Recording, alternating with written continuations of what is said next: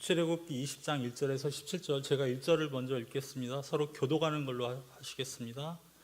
1절, 하나님이 이 모든 말씀으로 말씀하여 이르시되 나는 너를 애굽 땅 종되었던 집에서 인도하여 낸 내 하나님 여호와니라. 너는 나 외에는 다른 신들을 내게 두지 말라. 너를 위하여 새긴 우상을 만들지 말고 또 위로 하늘에 있는 것이나 아래로 땅에 있는 것이나 땅 아래 물 속에 있는 것에 어떤 형상도 만들지 말며 그들에게 절하지 말며 그것들을 섬기지 말라. 나 내 하나님 여호와는 질투하는 하나님인즉 나를 미워하는 자의 죄를 갚되 아버지로부터 아들에게로 3, 4대까지 이르게 하거니와 나를 사랑하고 내 계명을 지키는 자에게는 1000대까지 은혜를 베푸느니라.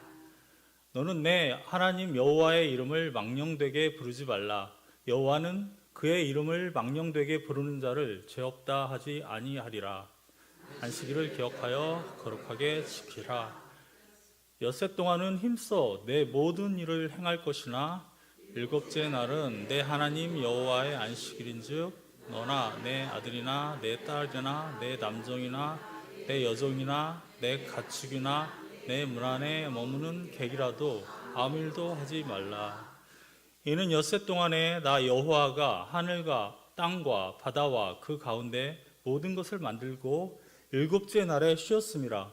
그러므로 나 여호와가 안식일을 복되게 하여 그날을 거룩하게 하였느니라.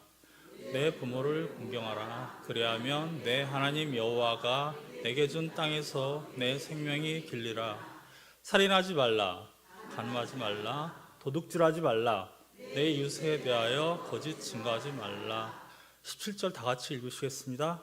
내 이웃의 집을 탐내지 말라. 내 이웃의 아내나 그의 남종이나 그의 여종이나 그의 소나 그의 낙이나 무릇 내 이웃의 소유를 탐내지 말라. 아멘. 오늘 우리가 함께 읽은 출애굽기 20장 1절에서부터 17절까지 읽으셨는데요. 이 말씀은 여러분이 잘 아시는 것처럼 모두 십계명이라고 우리에게 잘 알려져 있고 모두가 잘 아시는 말씀일 겁니다. 이 십계명의 의미에 대해서 우리가 이 시간에 잠깐 살펴보고자 합니다. 우리가 예수 그리스도를 우리가 우리의 구주로 영접하고 나서 우리의 삶의 중심은 분명히 예수님에게로 우리의 마음의 중심이 옮겨졌고 우리는 예수님을 구주로 삶의 주인으로 섬기고 있는 그러한 사람들입니다.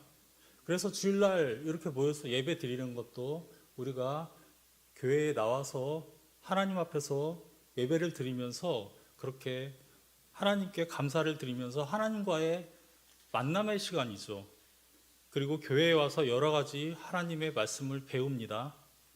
그런데 우리가 막상 여러분들이 주일날 예배 끝나고 월요일 출근해서 혹은 학교로 돌아가서 세상에서 만나게 되는 그러한 삶의 현실들은 어떠하십니까? 막상 내가 교회에서 배운 어떻게 살아야 한다라고 배운 것들 혹은 내가 생각하고 있는 것들 그런 것들하고 삶 속에서 평소에 월요일부터 토요일까지 세상 속에서 살아가면서의 삶 속에서 내가 마주치게 되는 현실들 이러한 현실들과의 어떠한 부딪힘이 있다는 것을 성도님들께서 모두 어느 정도 느끼실 것입니다. 교회에서 배워서 내가 알고 있는 삶의 원칙들 내가 이렇게 살아야 한다라고 하는 그러한 배움들 그러한 것들하고 막상 세상에서 나가서 살려고 하면 부딪히게 되는 어떠한 세상의 여러 가지 상황들 그런 상황들 속에서 그대로 살아낼 수 없는 상황들이 있다는 것을 알게 된다는 거죠.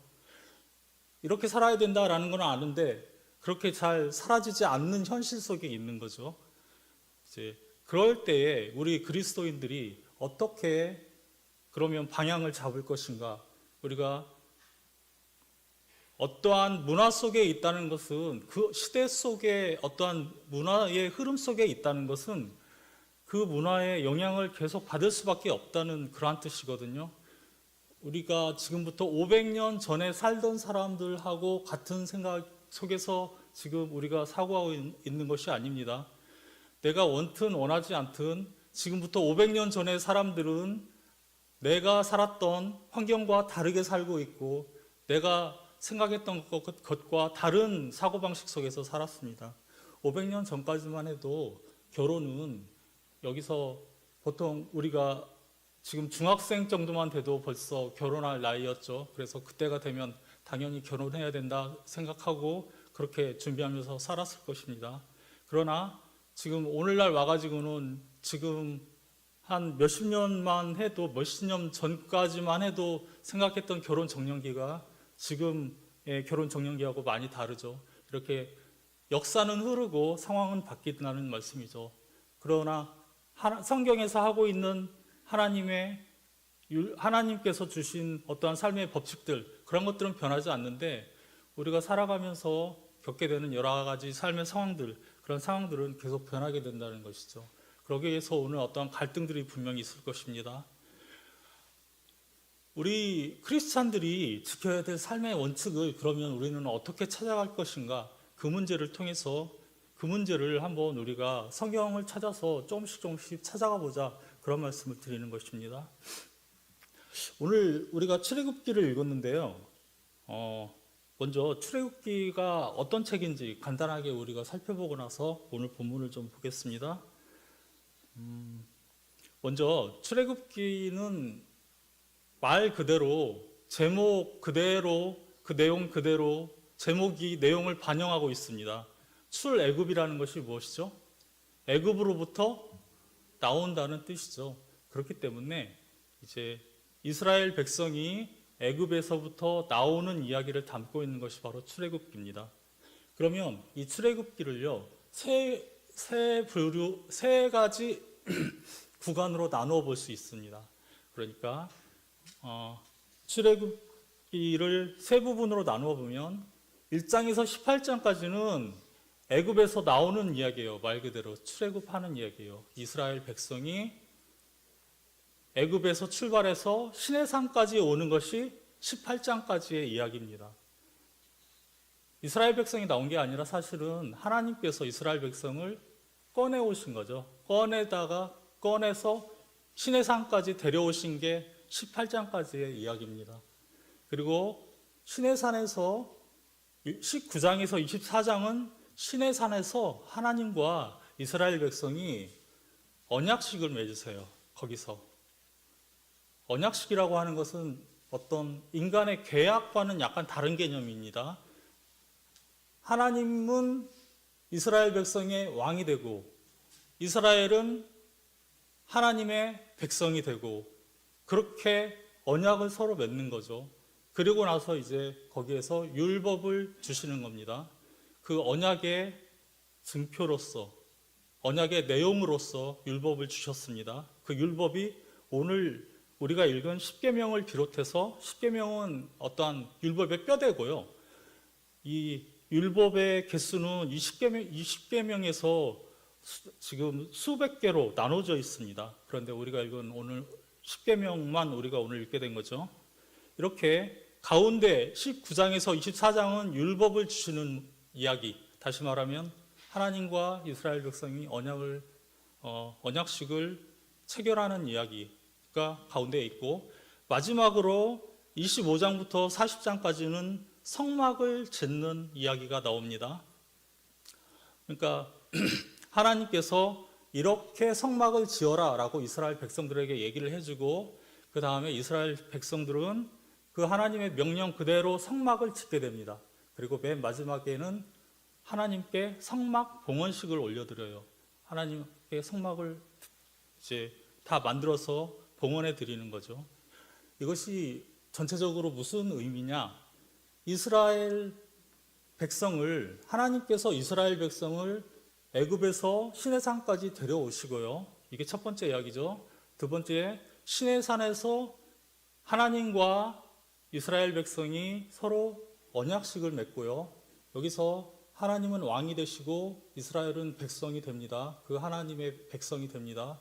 그리고 나서 이제 하나님이 왕이 되셨으면 어떻게 해야 되죠? 이스라엘과 같이 계셔야 되죠. 이스라엘과 같이 계셔야 되는데 하나님께서 계실 장소가 필요하잖아요. 물론 하나님은 공간을 초월하여서 이 온 우주에 편만하신 분입니다. 그렇지만 상징적으로 하나님의 집이 필요하다 이거죠. 그래서 성막이라는 것을 지어라 라고 말씀하시고 하나님께서 이제 성막을 통해서 성막에서 이스라엘 백성과 만나시겠다라고 이야기하면서 성막을 지으라고 하시고 하나님께서 그 성막에 이제 거하게 되시는 거죠. 그렇게 세 부분으로 나누어지는 겁니다. 맨 처음은 출애굽, 그 다음에 율법, 그 다음에 성막 이렇게 나눠 보시면 됩니다. 결국 출애굽기는요, 하나님께서 이스라엘 백성들과 같이 하고 싶어서 내가 저 백성들 가운데로 들어가서 저들과 함께 거해야겠다라고 생각하시고 그들을 애굽에서 건져내셔서 끌어오셔서 같이 언약식을 맺으시고 그 다음에 그들과 함께 거할 처소를 마련하는 그러한 이야기입니다.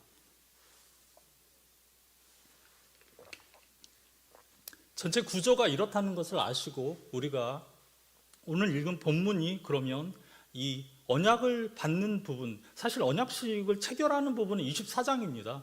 이 언약을 주신 다음에 언약식을 실제로 맺죠. 모세를 통해서 그 24장에 나와 있는데 이 언약의 뼈대가 되는 십계명에 대해서만 오늘 20장에서 지금 주신 거예요. 이것이 지금 19장에 이스라엘 백성들이 시내산까지 도착한 다음에 20장에서 지금 저희가 읽은 이 부분은요, 하나님께서 시내산에서 지금 직접 말씀하고 계신 이야기예요. 지금 이스라엘 백성들이 이걸 소리로 듣고 있는 내용입니다. 이것이 그러니까 모세를 통하여서 이스라엘 백성들을 시내산으로 모여라라고 이제 이야기했죠. 그리고 나서 하나님께서 시내산에 직접 강림하십니다. 강림하셔서 지금 20장 1절부터 직접 말씀하고 계신 거예요. 지금 그래서 우리가 오늘 17장까지 읽었는데 17절까지 읽었습니다. 여기까지 이야기하고 나니까 18절에 뭐라고 되어 있습니까? 뭇 백성이 우레와 번개와 나팔 소리와 산의 연기를 본지라 그들이 볼 때에 떨며 멀리 서서 이렇게 되어 있습니다. 19절에 모세에게 이르되 당신이 우리에게 말씀하소서 우리가 들으리이다. 하나님이 우리에게 말씀하시지 말게 하소서 우리가 죽을까 하나이다. 하나님이 직접 말씀하시니까 이스라엘 백성들이 너무 두려운 거죠. 그리고 시내산에 하나님께서 강림하실 때 여러 가지 시내산에 하나님이 강림하신 징조들이 일어났거든요. 번개가 치고 나팔 소리가 울리고 연기가 피고 이러니까 이 이스라엘 백성들이 지금 이 하나님의 음성을 듣고 나서 두려워서 모세에게 얘기를 한 거죠. 우리가 하나님의 음성을 직접 들으니까 지금 두려워서 너무 떨린다. 우리가 죽을 것 같다. 그러니까 당신 모세를 통해서 우리에게 얘기를 전해줘라. 그렇게 지금 모세에게 부탁하고 있는 겁니다. 예, 이렇게 얘기한 다음에 하나님께서 이제 24장에서는 언약을 맺는데요.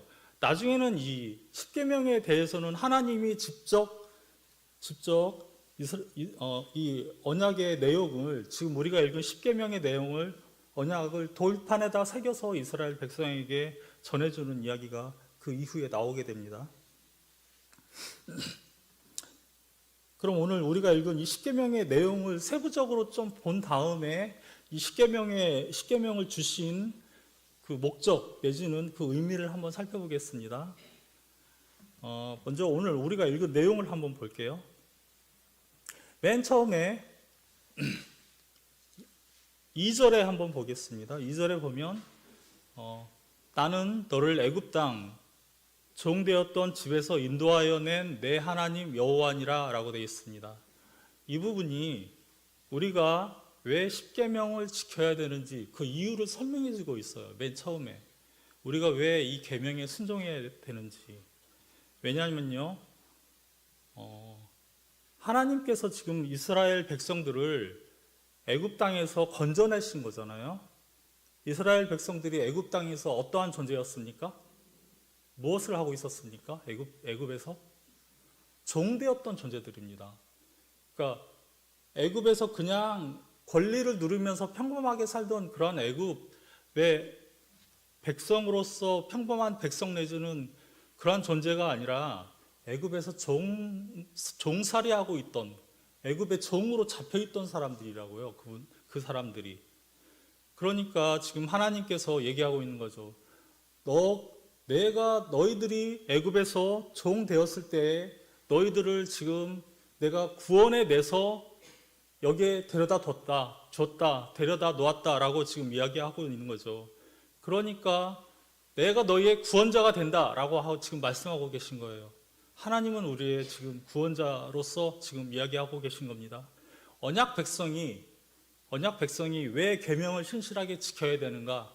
하나님이 우리와 언약을 맺으신 하나님이 우리의 구원자가 되시기 때문에 이 언약 백성이 계명을 지켜야 되는 거죠.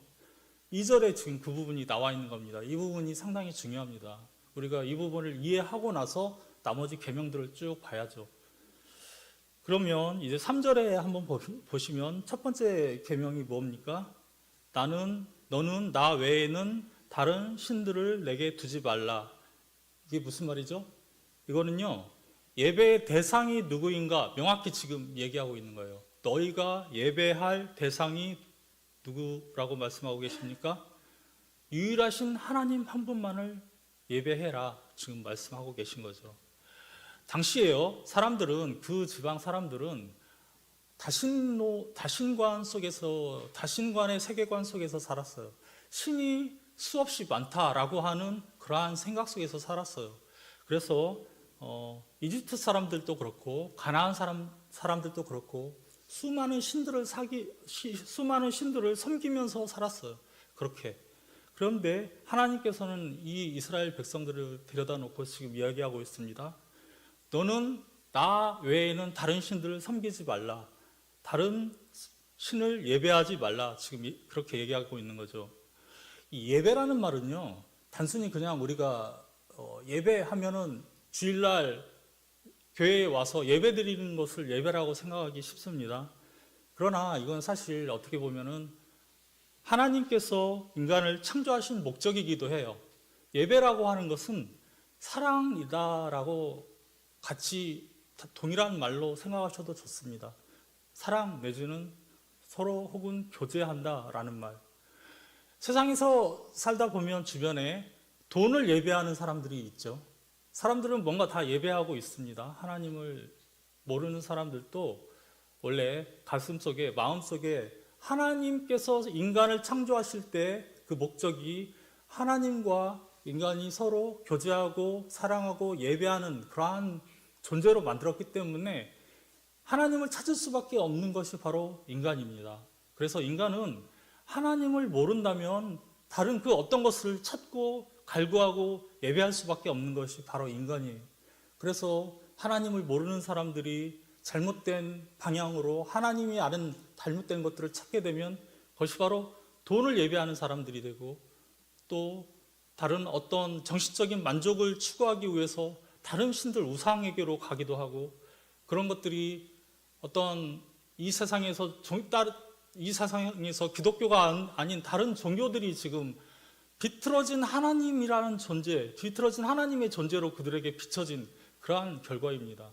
인간은 뭔가를 예배할 수밖에 없는 존재입니다. 이것은 인간이 수천 년 역사를 통해서 그리고 우리 어떠한 눈에 지금 문명을 가진 나라뿐만 아니라 문명을 가지지 않은 미개 족속에게도 종교의 영역은 다 있습니다. 그 사람들도 뭔가를 예배하고 있어요. 다.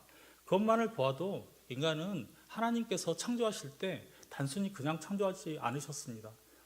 인간이 처음에 죄를 짓기 전에는요, 예배한다는 것이 너무나 큰 기쁨이었어요. 하나님과 아담의 교제를 보세요. 에덴 동산에서 아담과 하나님께서 교제할 때 그 얼마나 행복했습니까? 그리고 그때는 죄가 들어오기 전에는 그것이 하나님과의 교제를 통해서 하나님을 사랑하는 것이 너무 행복했고 자연스럽고 그 안에서 만족을 누릴 수 있었습니다. 그리고 하나님께서 명령하신 대로 세상을 대신해서 통치하고 다스리는 거죠. 세상을 그렇게 하나님께서 말씀하신 대로 세상을 정복하고 세상에서 생육하고 번성하는 것이 인간의 원래 의미였죠. 그런데 도중에 어떻게 됐습니까? 창세기 3장에서 인간이 범죄를 했죠. 그 다음부터는 이제 예배라는 개념에 대해서 인간이 싫어지게 된 거죠. 왜냐하면 내가 하나님이 되고자 하는 것이 바로 범죄였어요. 그래서 범죄한 인간들은, 아담 이후의 모든 인간들은 하나님이 아니라 내가 하나님보다 더 높은 존재가 지금 되기를 원하기 때문에 예배라는 것들이 약간은 어색하고 잘 안 되고 때로는 힘들고 그런 부분들이 분명히 있는 것입니다. 하나님 앞에 나아가서 하나님을 예배하고 사랑하는 것들이 하나님이 도와주시지 않으면 이 부분이 잘 안 되는 것들이 바로 인간의 현실이죠. 자, 그 1계명은 바로 그렇게 예배의 대상이 누구이냐라는 것을 명확하게 얘기하고 있습니다. 다음에 4절에서 6절을 보면은 바로 2계명이 나옵니다. 뭐라고 되어 있습니까? 너를 위하여 새긴 우상을 만들지 말라라고 되어 있습니다. 어떠한 형상도 만들지 말라. 그것에게 절하지도 말고 그것을 섬기지도 말라. 이것은 무엇을 말합니까? 이것은 예배의 방법을 말하고 있는 거예요. 예배를 드리는데 어떻게 드려야 된다? 하나님께서 알려주신 방법대로, 하나님께서 정해주신 방법대로 예배를 드려야 된다라고 얘기하고 있습니다. 예배의 방법도 하나님께서 알려주시는 거죠, 우리에게. 그래서 우상을 만든다는 것은 어떠한 형상을 만드는 거거든요. 그래서 이 우상이라고 하는 것들은 하나님이 지금 극히 미워하신 게, 하나님은 어떠한 존재입니까? 영이세요. 영이라는 말은 무슨 말이죠? 영이라는 말은요, 육이라는 말과 반대되는 개념으로 보시면 됩니다. 인간은 영과 육으로 되어 있습니다. 그래서 그 영과 육이 하나의 통일체로 되어 있는데, 육은 눈에 보이는 부분이고요, 영은 눈에 보이지 않는 부분이에요. 근데 하나님은 이 육이 없으세요. 그러니까 하나님은 눈에 보이지 않는 분이시죠. 그러면서 온 세상에 충만하시고 동시에 이제 인간의 가장 가까이 계시면서도 인간으로부터 가장 멀리 계시기도 해요. 그렇게 하나님은 온 세상에 다 충만하신 분이기 때문에 어떠한 하나님의 형상을 만들어서 새긴다고 하는 것은 자칫 잘못하면 하나님을 그 형상대로 우리가 생각해버리고 제안해버리기 쉽기 때문에, 그래서 잘못된 하나님에 대한 생각이 생기기 쉽기 때문에 하나님께서는 형상을 만들지 말라 이렇게 말씀하시는 거죠. 이 3, 4대까지 이르게 하거니와, 이 부분은 하나님께서 이렇게 우상을 새긴 사람에게 3, 4대까지 한 사람의 죄를 3, 4대까지도 그렇게 벌하시겠다 그런 의미보다는 이제 3, 4대까지 회개하지 않으면 계속 그렇게 하나님께서 저주하시겠다 그런 말씀이죠. 회개하면 언제든지 하나님께서 받아주십니다. 그걸 그렇게 생각하시면 될 것 같습니다. 세 번째 계명은 내 하나님 여호와의 이름을 망령되게 부르지 말라라고 7절에 되어 있습니다. 여호와의 이름을 망령되게 부르지 말라. 이것은 예배의 자세를 말하고 있어요. 그러니까 예배의 방법도 중요하지만 하나님을 경외하고 존경하는 마음으로 우리가 예배를 드려야 된다. 이러한 예배의 자세를 말하고 있습니다. 여기서 이렇게 망령되게라고 하는, 부르지 말라라고 할 때 망령되게라고 하는 말은요, 어떻게 하찮게 혹은 소홀하게 함부로 생각 없이 이렇게 하나님을 부르는 거죠. 아무 생각도 없이 형식적으로 그렇게 하나님의 이름을 그냥 부르게 되는 거죠. 이렇게 되면 하나님께서 들으시기에는 마음에도 담겨 있지 않는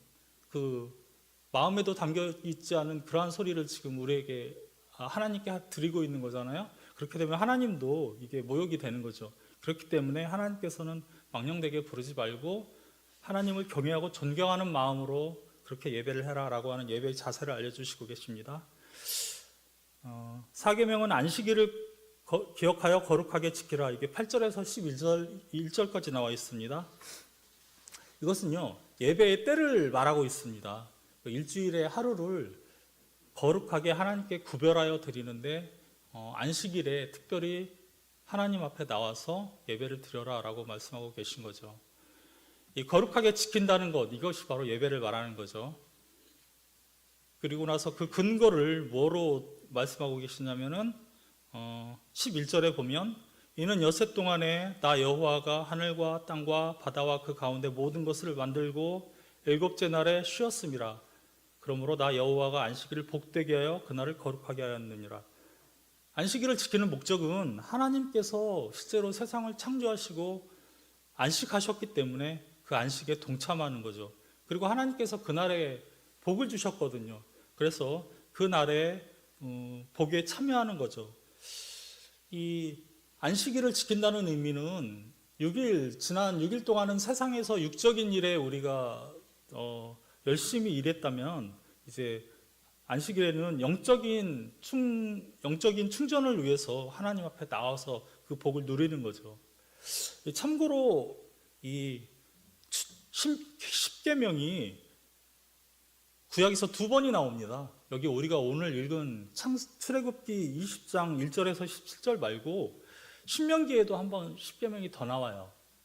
여러분이 나중에 찾아보시면 되겠는데 신명기 5장 6절에서 21절까지도 신명기가 똑같이 10계명을 이야기하고 있어요. 그러니까 출애굽기에도 한번 나오고 신명기에도 한번 나오는 거죠. 근데 그때도 똑같아요, 내용은. 그런데 이 안식일을 지키는 이유에 대해서, 그 근거에 대해서는 약간 다르게 얘기하고 있어요. 오늘 여기 출애굽기에서는 뭐라고 했죠? 하나님의 안식에 동참해라. 창조한 그 창조 기념일로서 지켜라 라고 지금 여기 이야기하고 계세요. 창조 기념일로서. 그렇다면 신명기에서는 뭐라고 얘기하고 있습니까?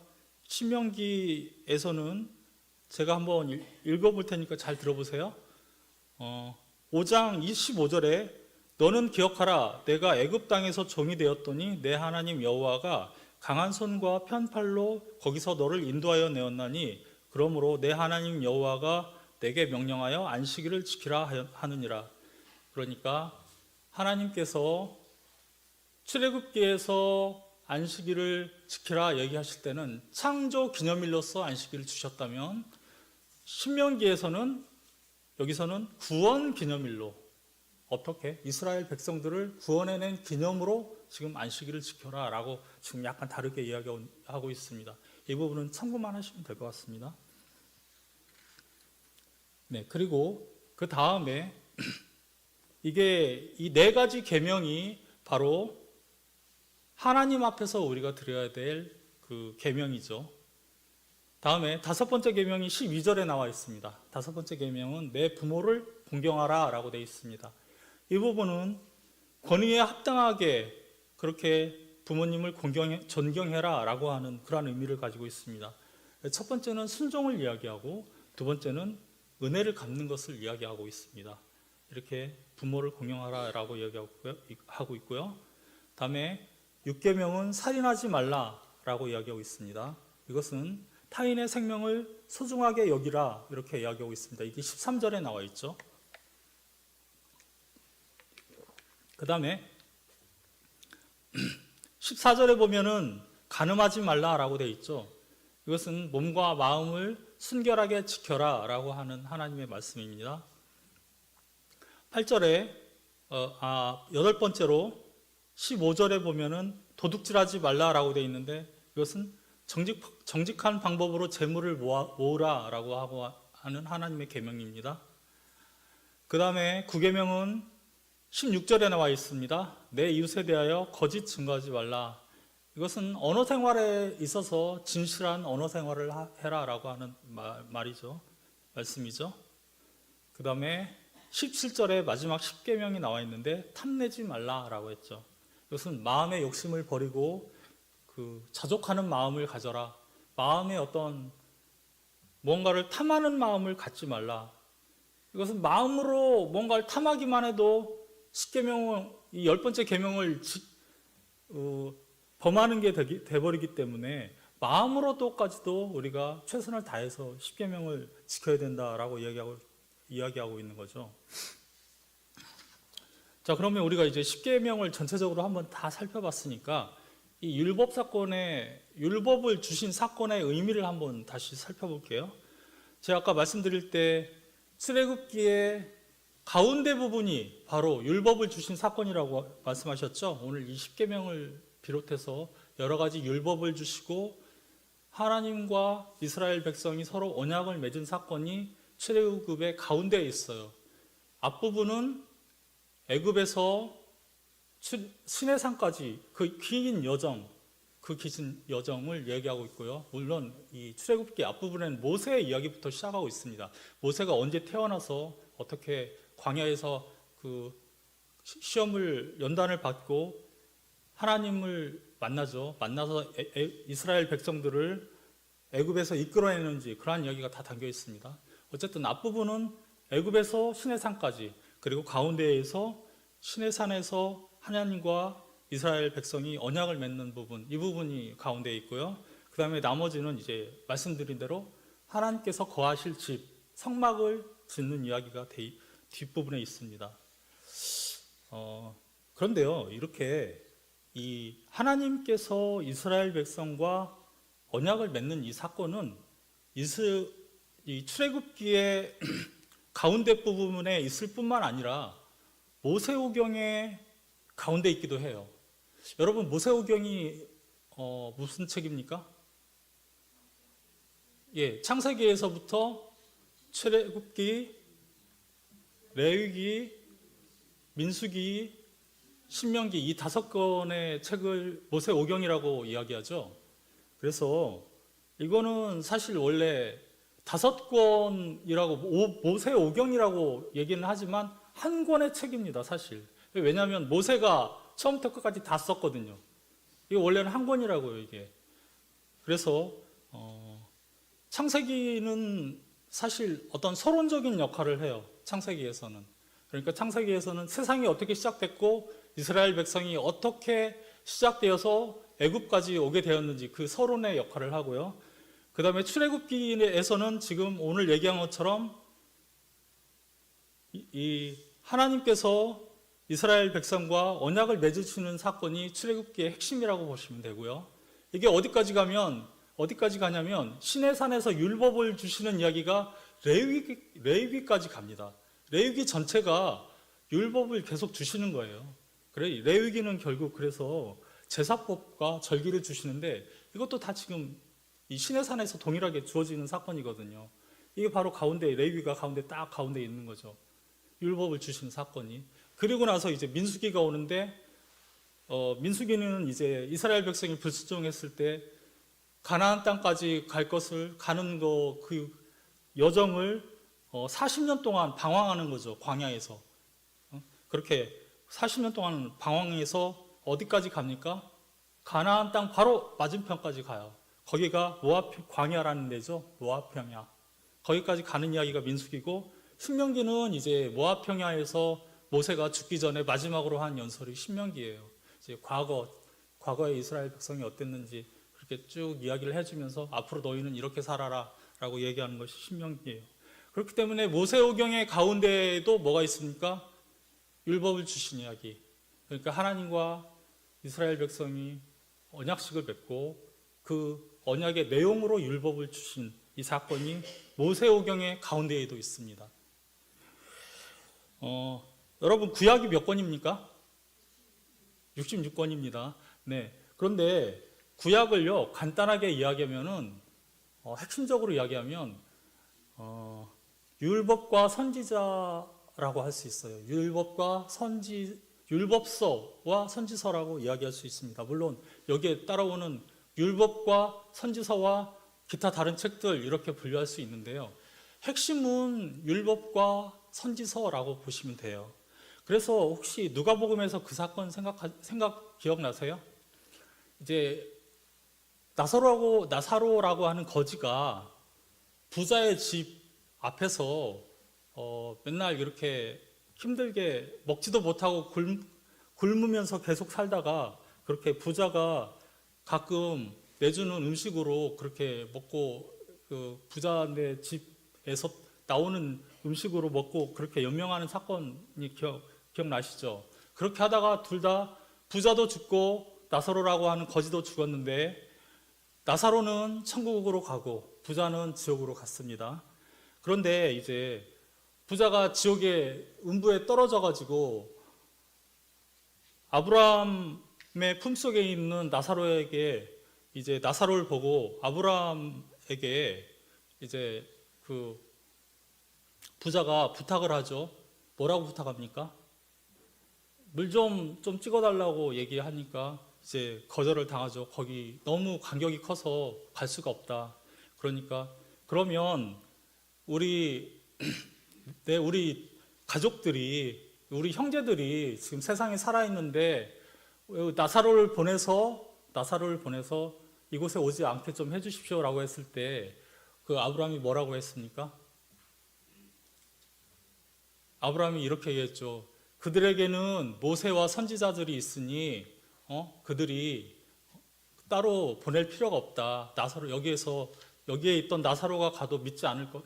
그 나사로를 보내는 것보다 모세와 선지자들이 있지 않냐 그렇게 얘기했죠. 그러니까 그 사람이 아닙니다. 그 모세와 선지자들보다 여기 있는 나사로를 보내는 게 더 낫습니다. 여기 있던 사람이 가면 더 잘 믿지 않겠습니까?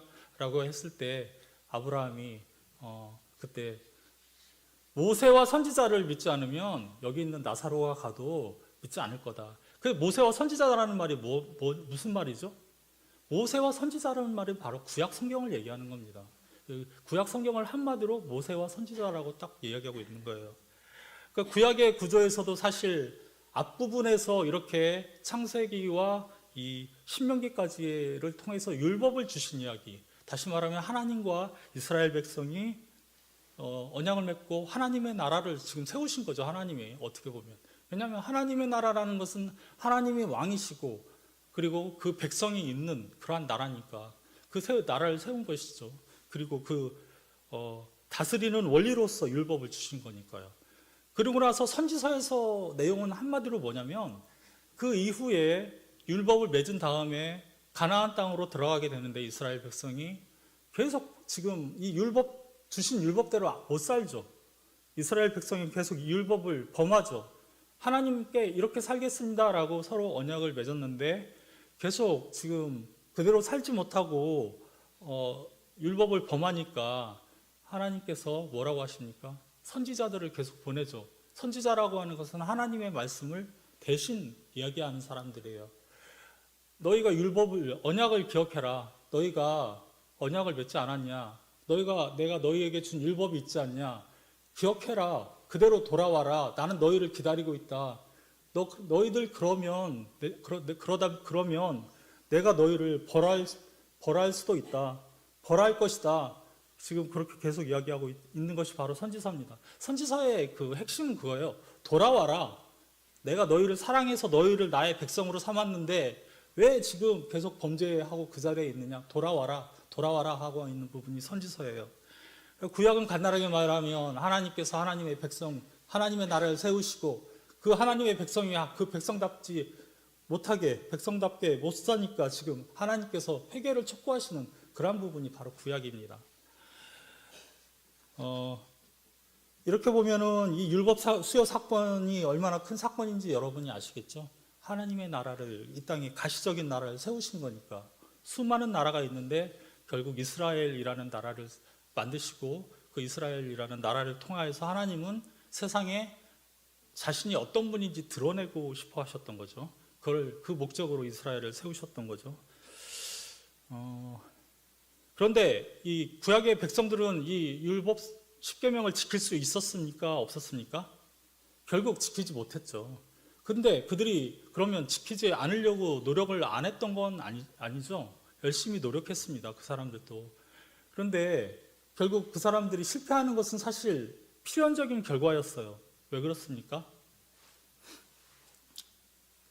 10계명을 그 사람들이 지키지 못하는 것, 10계명을 비롯해서 하나님의 율법을 지키지 못하는 것은 하나님도 이미 예상하셨어요. 왜냐면요, 이 십계명의 마지막 계명만 봐도 여러분이 딱 아시죠? 마음으로부터 죄 짓는 것도, 탐심을 가지게 되는 것도 우상 숭배하는 거다라고 분명히 얘기하잖아요. 그런데 인간은 모두 어떤 존재죠? 아담 이후의 인간은 죄를 지을 수밖에 없는 죄인이거든요. 그러니까 가만히 있기만 해도 인간 안에서, 마음 안에서 끊임없이 지금 죄가 솟아나오는 그러한 존재들이라고요. 탐심을 안 가지려고 해도 순간적으로 계속 탐심이 가슴속에서 일어나는 존재가 바로 인간이라는 존재인데, 이러한 사람들에게 십계명을 주니까 결국 그들은 실패할 수밖에 없는 거죠. 하나님도 이거를 모르지는 않으셨던 거죠. 그럼 십계명을 주신 목적이 뭘까요? 하나님께서 이렇게 뻔히 실패할 것을 알면서도 십계명을 주신 목적은 인간이 스스로 자신의 죄를 자각을 못하니까 이 십계명을 주심으로써 하나님의 계명대로 살려고 노력하다가 결국 자신의 죄를 발견하게 하기 위하심이라고 보시면 됩니다. 자신의 죄를 발견한 사람은 어떻게 됩니까? 하나님 앞에 나가서 하나님의 용서를 구할 수밖에 없는 존재입니다. 그렇기 때문에 바로 이 율법, 이 십계명이 바로 무엇으로 이어집니까? 복음으로 이어져요. 복음은 나의 의가 아니라 하나님이 주시는 의로 내가 죄인이 아닌 의인이 되는 그러한 메시지가 바로 복음이에요. 복음의 메시지는 너의 의가 아니라 하나님의 의로 내가 구원을 얻는다. 이게 바로 복음이거든요. 근데 십계명은 뭐죠?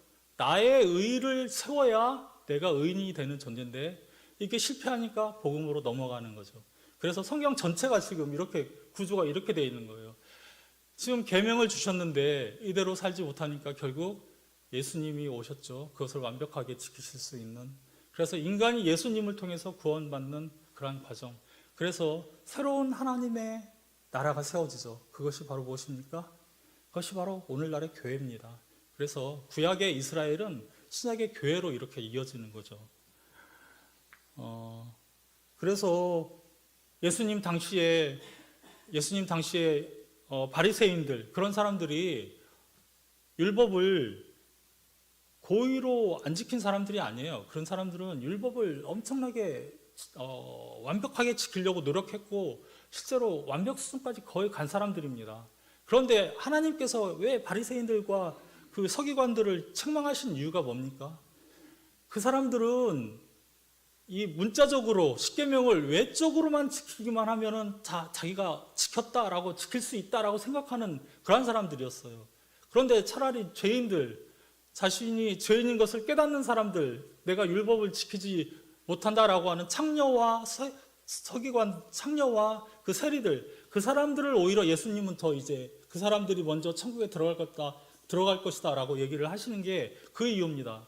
바리새인들은 내가 지킬 수 있다라고 끝까지 이제 형식적으로 겉으로 행동을 통해서 지금 하나님 앞에서 십계명을 지키려고 최선을 다하긴 하지만 자신의 죄를 결국 회개하지 못하는 거죠. 속으로부터, 마음으로부터 지키지 못하니까. 그리고 예수님께서 오셔서 계속 하시는 말씀도 그거잖아요. 율법을 너희가 겉으로 지키는 것이 먼저가 아니다. 마음으로 하나님을 사랑하고 마음으로 하나님 앞에 나아갈 때 이렇게 겉으로 나오는 율법의 계명들은 저절로 지킬 수 있게 된다. 그런 거죠. 실제로 인간이 신약의 오늘날 우리들도 마찬가지입니다. 우리가 예수님이 오시기 전에는 죄를 지을 수밖에 없는 죄인이었는데 예수님께서 오시고 우리의 아까 성령을 받은 다음에 우리는 어떤 존재입니까? 우리는 성령님께서 도와주시면 죄를 안 지을 수 있는 존재가 되었어요. 물론 끊임없이 실패하지만 성령님을 통해서 죄를 짓지 않을 수도 있는 그런 존재가 되었어요. 아담 이후의 모든 인간들은 필연적으로 죄를 지을 수밖에 없는 존재이지만 성령을 받은 우리 그리스도인들은 우리가 하나님께 구하고 성령님의 도움을 받으면 죄를 안 지을 수도 있는 그런 존재로 바뀌게 되었습니다. 마지막 날에 예수님께서 재림하시면 어떻게 될까요? 그때는 죄를 짓고 싶어도 지을 수 없는 존재로 우리가 바뀌게 됩니다. 그래서 우리가 이렇게 십계명의 의미를 우리가 알고 있어야 됩니다. 우리는 삶의 원칙을, 원리를 가지고 있어야 돼요.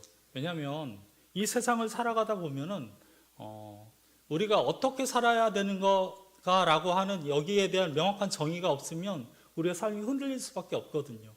그렇기 때문에 제가 지난달에 그 주기도문에 대해서 한번 말씀을 드렸을 때 우리의 소망이 무엇이냐라고 했을 때 주기도문을 말씀드렸죠. 그래서 우리가 무엇을 바라면서 무엇을 소망하면서 살아야 되는가라고 하는 것이 주기도문에 담겨 있다면 우리가 어떻게 살아야 되는가라고 하는 것은 십계명에 담겨 있어요. 그러면 십계명은 구약의 계명이니까 오늘날 우리에게는 필요가 없는 것인가? 지금 그것이 아니에요. 그때 구약의 계명들은 구약 백성들에게 준 것이지만 오늘날 그리스도인 우리에게는 하나님이 뭘 원하시는지, 어떠한 삶을 원하시는지 그것이 우리의 삶의 기준이 되는 거죠. 우리가 결국 십계명은 하나님 사랑, 이웃 사랑이잖아요. 크게 보면 그렇기 때문에 우리가 사랑으로 이렇게 살아야 된다라고 하는 그런 표지가 되는 것이죠. 그래서 이 주기도문과 십계명은 너무 중요하기 때문에 제가 2번 말씀을 드립니다. 그렇기 때문에 성경책의 앞에도 그렇게 주기도문과 그 십계명은 나와 있는 것입니다. 세상에서 살아가다 보면은 우리가 여러 가지 혼란 속에서 그 가치관의 혼란, 정체성의 혼란 이런 부분들이 오기가 쉬워요. 우리는 이 세상이 죄된 그러한 세상이기 때문이기도 하고 우리 자신 속에서 죄가 일어나기 때문이기도 하고 그럴 때 바로 우리가 누구인가, 어떻게 살아야 되는가, 무엇을 소망하면서 살아야 되는가 이런 것들은 이렇게 하나님께서 주신 율법들, 이 십계명은 10가지 계명으로 시작을 하지만 이것이 이스라엘에게 주신 613개의 조항으로 나누어져 있는데 또 이 계명이라고 하는 것은 성경 전체를 이야기하기도 합니다. 전체적으로 이게 성경 자체가 하나님이 주신 계명인 것이죠. 그래서 우리가 어떻게 살아야 되는가라고 하는 삶의 기준, 잣대를 이 십계명으로 우리가 삼으면서 혹은 이 성경 전체를 읽으시면서 거기서 발견을 하시면 되겠습니다. 제가 간단하게 기도하고 기도를 하겠습니다. 하나님 아버지 감사합니다. 아버지께서 주님 저희에게 주신 그 계명의 의미를 잘 깨닫게 하여 주시고 주님 그대로 살 수 있는 힘을 우리 성도님들에게 주시기를 간절히 기도합니다. 주님 하나님의 뜻대로 살려고 하다가 주님 잘 안 돼서 실패하는 그러한 일들이 있을지라도 주님 그때마다 다시 주님 앞에 나아가서 우리가 죄인임을 고백하고 우리가 다시 하나님을 찾을 수 있도록 예수님을 통해서 우리가 구원받았으므로 예수님을 통해서 주님 다시 하나님 앞으로 나아갈 수 있는 우리 성도님들 될 수 있도록 도와주시옵소서.